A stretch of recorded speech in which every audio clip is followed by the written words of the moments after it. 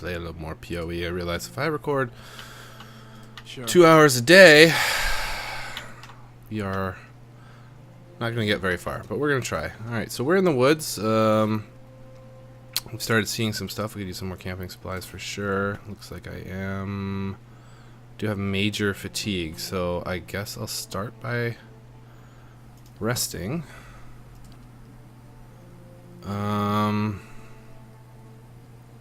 Sure, we'll have accuracy against beast, I guess.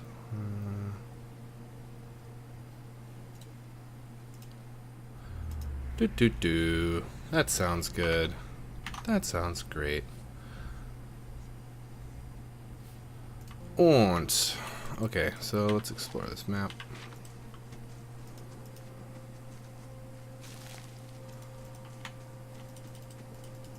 Did rebind my keys a little bit.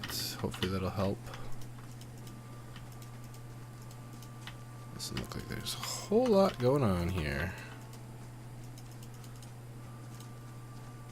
Is there a ghostly person walking that way?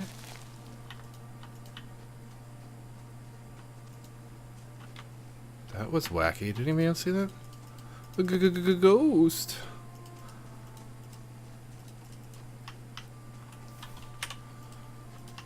I'll put on fast mode. Yeah, there's nothing up there. Okay. Let's check down here. Run headlong into combat, probably. Ooh, a body. Yeah. Nothing, really. Nothing on the body. Fascinating.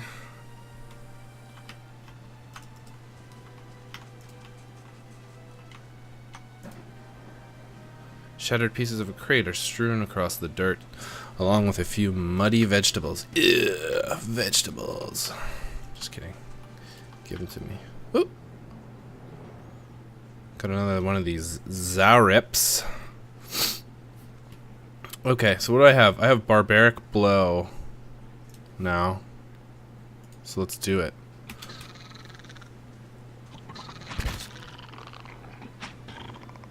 Alright. Barbaric Blow, 32 pierce damage. I'll take it. Boomity boom boom.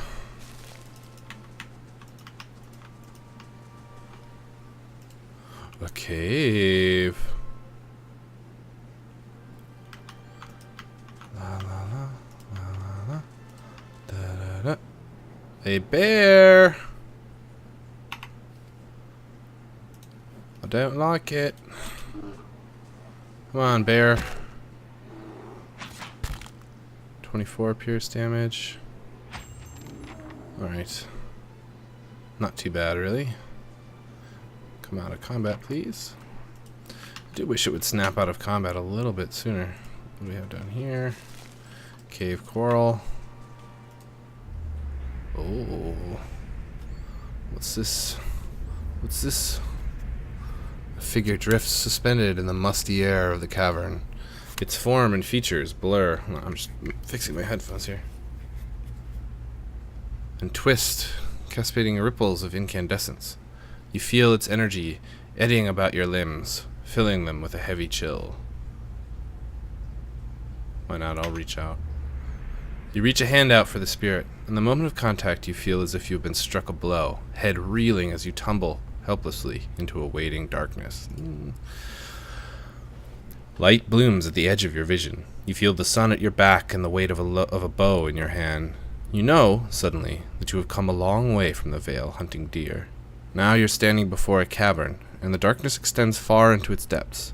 Even so, your friend strides out before you, his red cloak flapping at his heels. You follow, heart hammering in your chest, as he leads you deeper into the cavern. So I guess we can sort of commune with ghosts or something. There's a roar, like thunder echoing around you. Fear seizes you, casts you stumbling back towards the exit, towards light and escape. You see a glint of steel, and there is a sudden, terrible flash of agony behind your knee. You scream, stumble, fall. Your thoughts are chaos, lanced through with pain, but in a moment of terrible clarity, You see your friend look back at you from the mouth of the cavern, his dagger daubed in crimson to match his cloak. What? Our buddy stabbed us. And then there's a great dark shape above you. And then there's no more pain. The vision recedes and you are thrown back into yourself with seemingly resentful force. The corpse lies at your feet, the specter lingers. In the span of energy between you both, you feel a sense of questioning, of confusion, of anger. Your betrayal. Only a fool couldn't see it coming. I will find the man who did this to you and see him. Yeah, I'll see this man to justice. Not cool, stabbing your bud in the back. 14 to 20, same thing. Mice crawl through the eye sockets and over the femurs. More cave coral.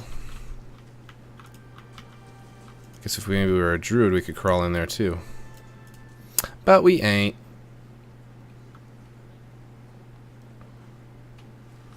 We ain't. Okay, there's an exit. Got some mushies. That's the vegetables from before. Some more stuff down here. The grass is still flattened behind the wagon's wheels. Barrels of cabbages, potatoes. Oh, more yummy veggies. Scroll of Tanglefoot.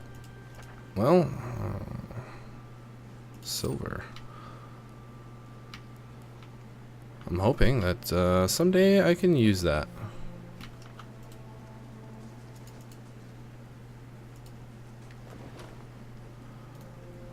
My dear Staunton, please be safe. I know that whatever happens, I love you still. I will take that envelope. Naunton. Did we find out what the spirit's name is? I don't think so. Alright, so that's the end of the line. Let's head to the Gilded Vale. Take you 8 hours. Fine. We can deal with 8 hours.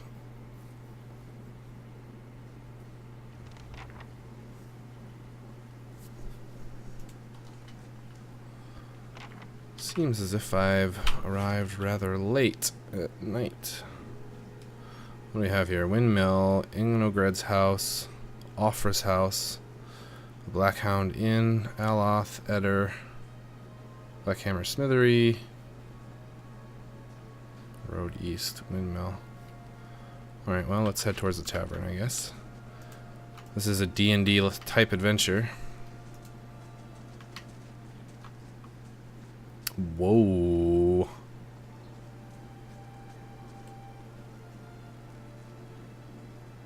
That's a tree full of dead people. Merry Deadmas. You must be one of the new settlers. Welcome to Gilded Vale. You'll be pleased to know that we've had some recent vacancies here.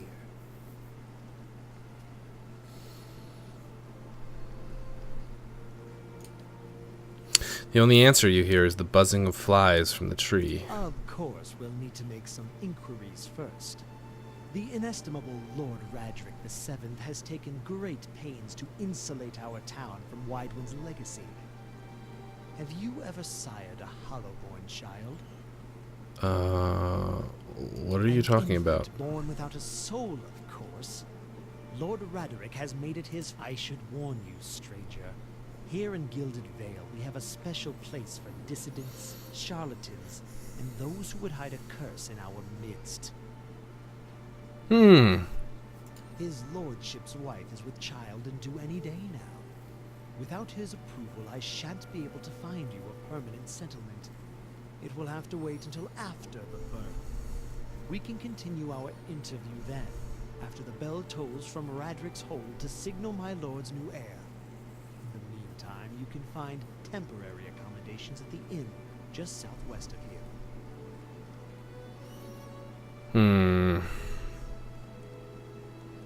I think I want to keep my information close to my chest.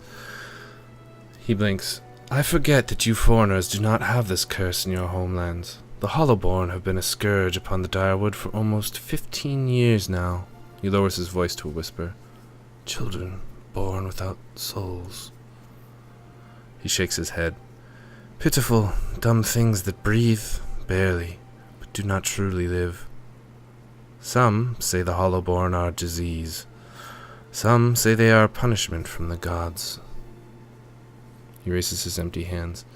In truth, no one knows, but they began spreading after the Saints' War, and so the name Wayden's Legacy stuck in honor of that foul, blasphemous pretender. His voice shakes with vitriol. I see. Lord Radric's decrees may seem strict at times, but he has our best interests at heart. He nods. If you have any other questions, don't hesitate to ask. It's important that everyone in the Gildan Vale understand our rules.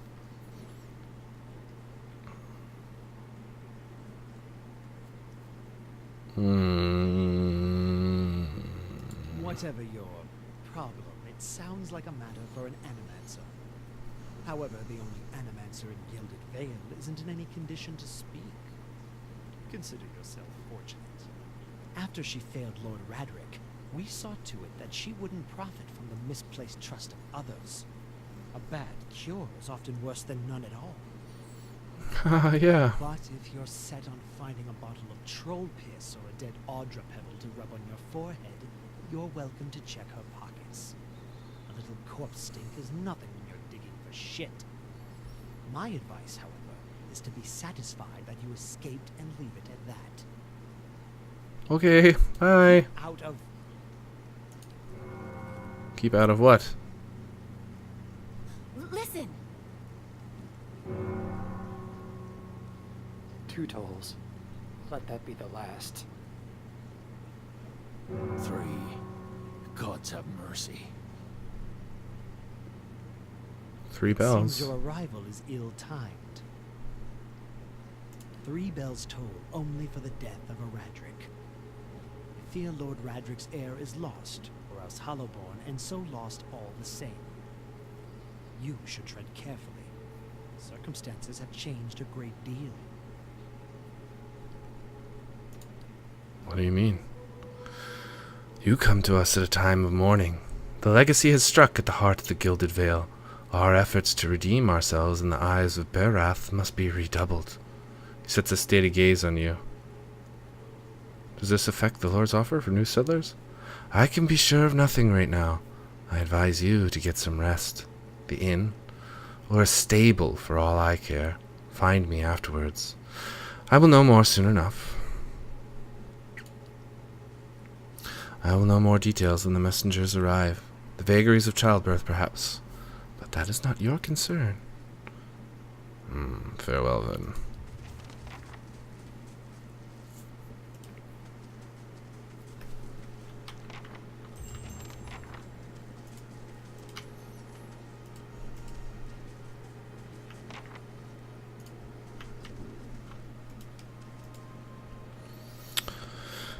You see 4 people gathered by the door next to the inn. Their raised voices, chopping, and gestures suggest an argument reaching its climax. The first figure raises his hands for calm.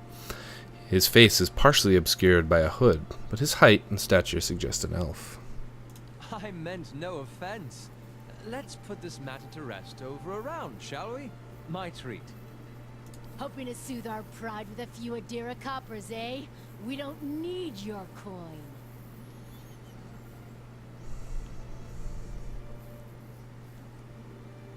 Well, 3-on-1 seems a little unfair.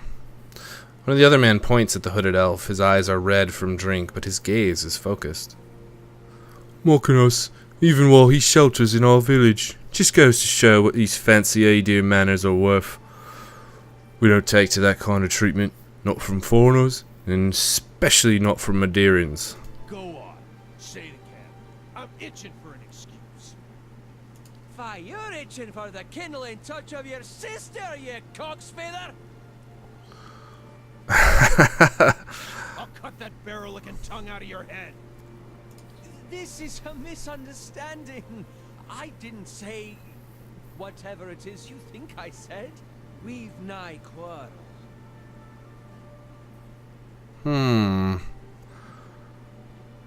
Is he possessed? That's where you're wrong.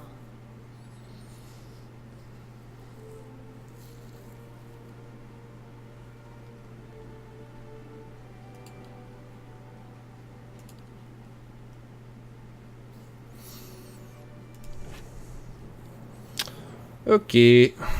Well, that didn't go well.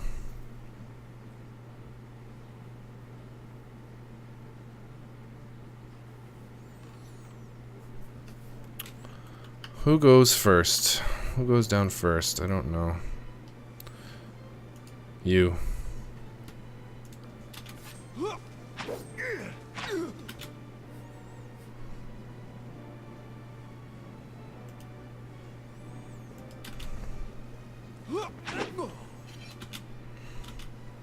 Wow.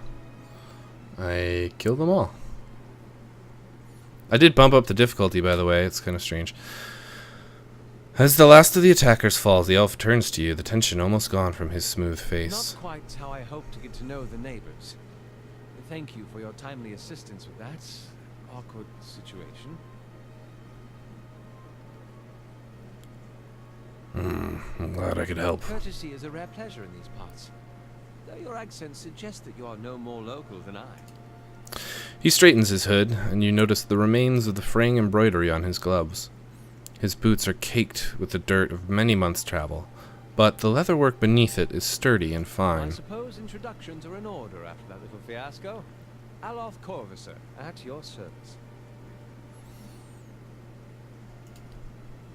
Please, I didn't mean to drag you into this. I'm a wizard by training, and an adventurer by necessity.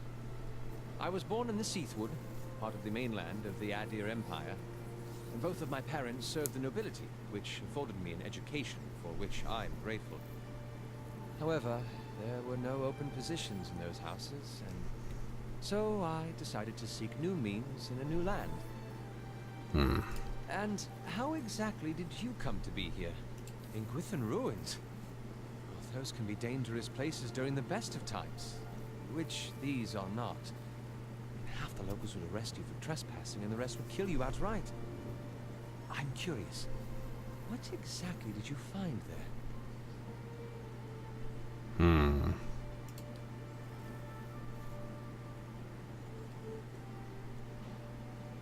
I'm afraid that was a matter of misunderstandings and mistranslations. It doesn't help that people in these parts remember their war with Adir like it was yesterday. You did tell him to go fuck his own sister. Ah, that. He clears his throat and adjusts his sleeves. As I tried to tell them, they misheard me. Happens all too easily after a few pints, and the accent doesn't help. I heard the same thing. For just a moment, he looks as if he's about to say something else. His expression brightens with mischief, but before he can speak, he forces a tight smile, biting his lip so hard you expect to see blood. Finally, his face relaxes and he shakes his head. I should speak more clearly next time. My apologies. An excellent question. I came looking for fresh air and cheap land. Instead, the magistrate gave me directions to the inn and a story about the local lord's expected wife. But I take it that's a familiar tale. It is, and you, like I said, I'm also experienced strange things of late. Indeed. The local lord has searched far and wide for similar specialists. He has rid himself of them almost as desperately. His darting glance takes in the tumble-down buildings and the fallow, rock-strewn fields. I expect that such expertise would be best sought elsewhere. Begging your pardon, but neither do you. Yet, circumstances can find a person in the strangest of places. Alright, I'll get going. Recent events. It's just as well. I've had enough of the watered wine and lumpy beds at the inn. They say even the owner tired of the place. Just up and left one day. It explains quite a lot about the upkeep. Perhaps I could join you. I could use a change of scenery, and I find it's better to travel in numbers. So do Excellent. I shall follow you. Great. We got someone.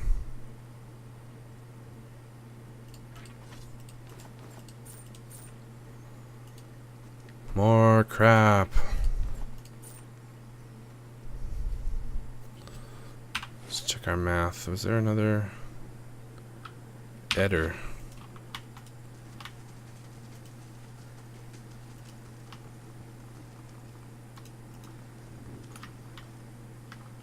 Wait, where was this God's forsaken tree?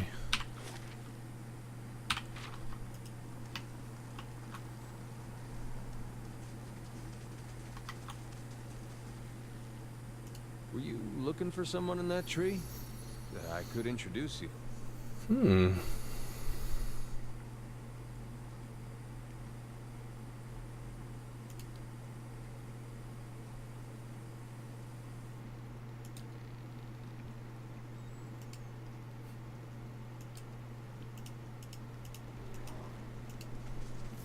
Okay, I guess that led to nothing. Fine.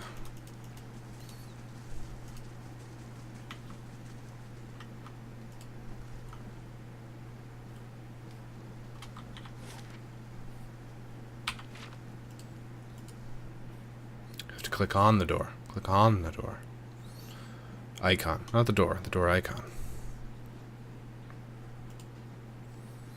Anyone seen Pearly around? He's usually drinking his head off at this hour of the day. Nice and dry in here. Yeah. Hi? Ooh, How do Pasca. Please sit where you like. Would you like a drink or a room? We have 2 available at the moment. I'm afraid we can't offer by much way of a good meal today, she sighs. Unless you're fond of cold porridge.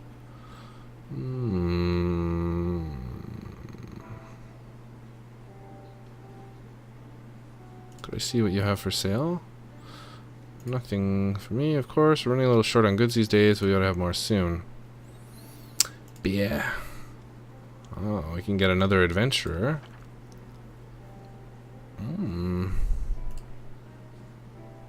I see. Not cheap, though. Not cheap. 172.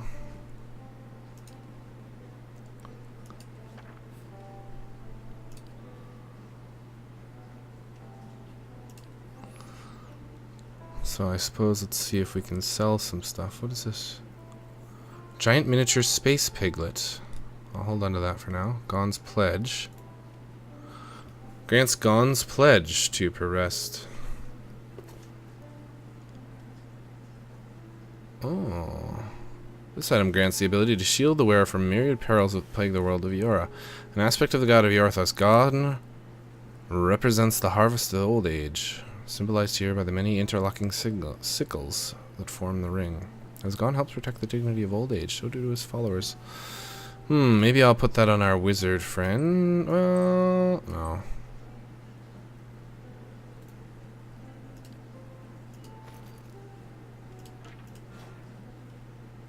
Hold on to the bear hide. We'll sell the clothing. Keep the note. Let's get rid of the scroll for now. Spear. Tattered journal.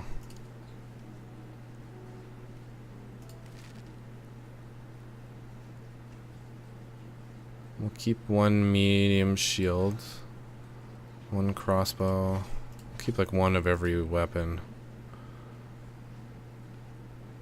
Scale armor I should probably put on.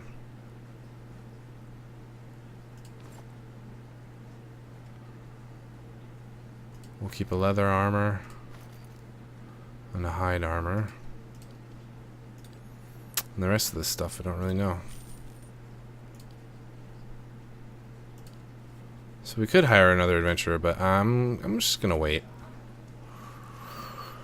But it's nice to have a little money.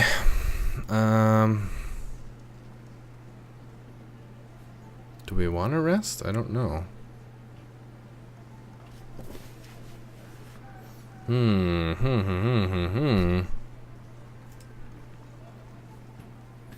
Oh, hold on. I want you to lead. How may I help? Oops. Yes? Wait,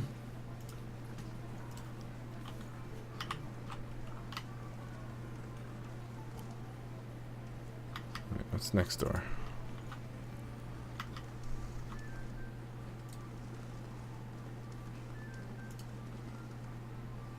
Glad to see some new faces around.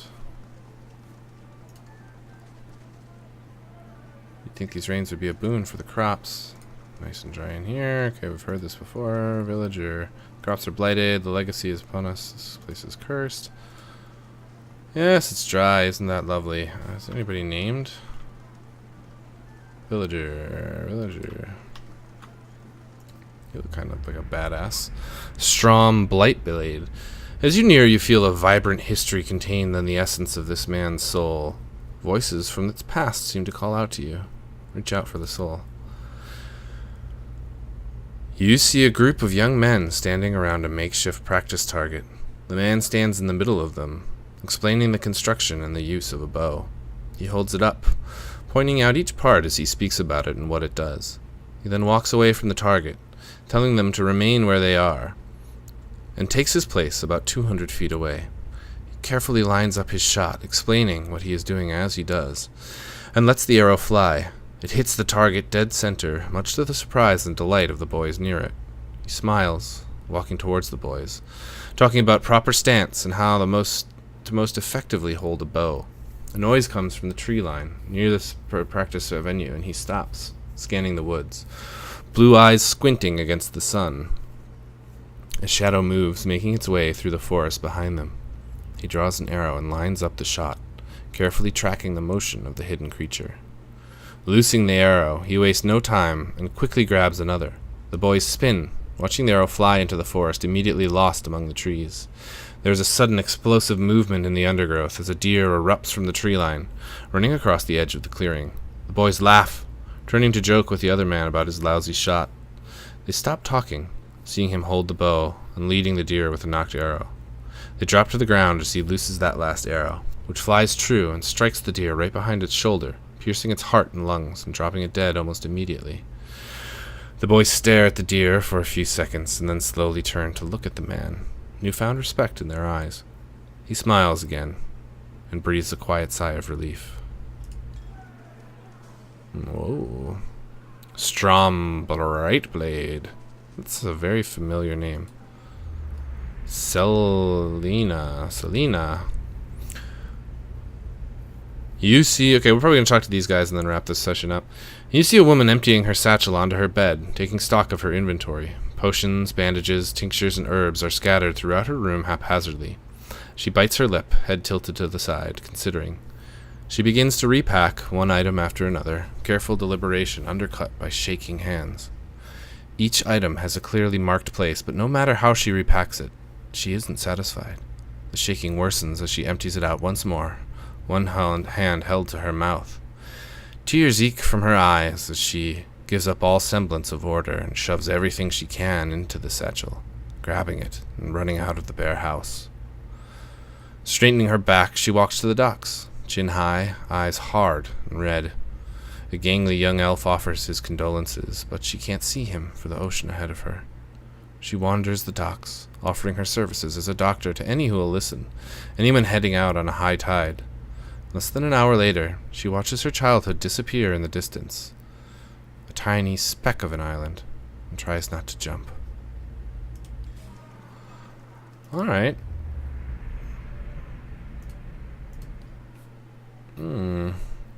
But I can't interact with them at all, huh? Hi? No. Weird. And her, same thing? No. Yes? Alright, well, let's see. We'll call it here. Maybe we'll have our little rest first.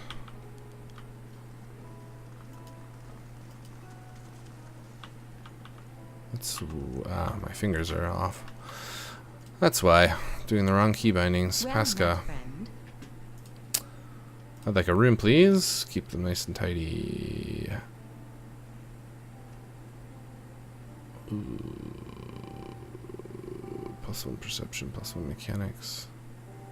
You know what? I don't want to spend that much gold. That's fine. We're just going to save, and that'll be that. Let's see. Here we go. Stream. 2. Save. Well, alright, everybody. Thanks for watching, and we'll see you on the next one.